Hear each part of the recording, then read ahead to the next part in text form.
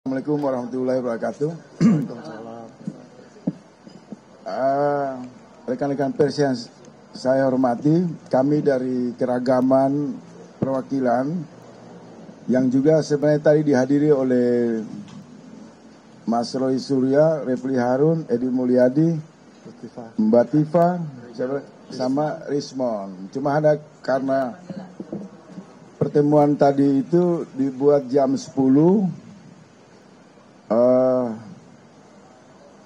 Ada soal forum etika yang memang tidak bisa menghadirkan tersangka dalam interaksi berdiskusi dengan tim reformasi Polri, maka kemudian mereka ada kesepakatan dengan tim untuk meninggalkan forum.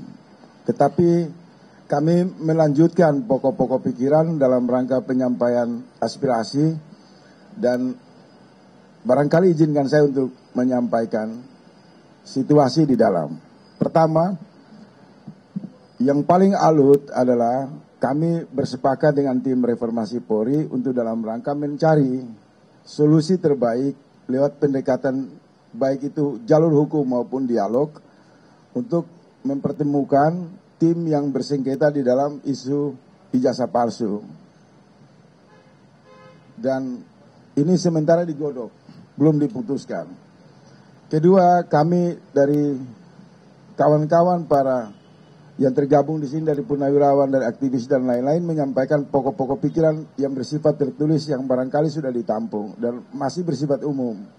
Tapi satu hal yang sangat menonjol, saya secara pribadi atas nama Faizal Assegaf, kritikus politik yang barangkali dipercaya sebagai juru bicara di sini, mewakili aspirasi kawan-kawan, mengusulkan secara konkret kepada tim reformasi Polri, sudah saatnya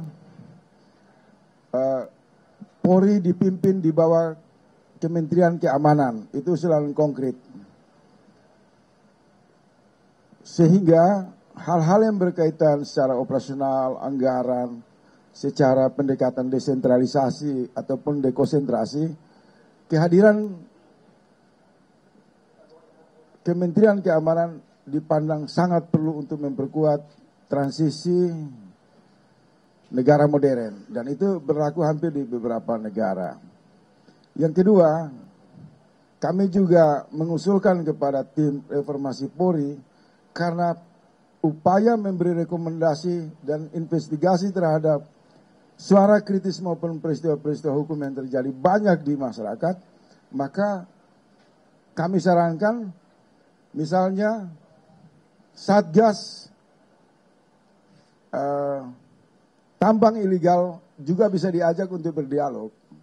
Karena banyak temuan-temuan yang didapati oleh Satgas anti tambang ilegal. Demikian yang bisa kami sampaikan. Hanya itu saja. Ya itu tadi. Masih pena. Mediasi. Ya tadi sudah disampaikan bahwa kasus Roy Surya dan kawan-kawan ada kesepakatan untuk mencari jalur pendekatan dialogis, mediasi, dengan tidak juga masuk ke wilayah proses penegakan hukum. Tetapi karena ada penjelasan-penjelasan teknis yang bersifat hal yang krusial dan hati-hati, saya persilakan nanti Pak Prof. Jimli yang sampaikan itu saja. Sehingga tidak salah tafsir.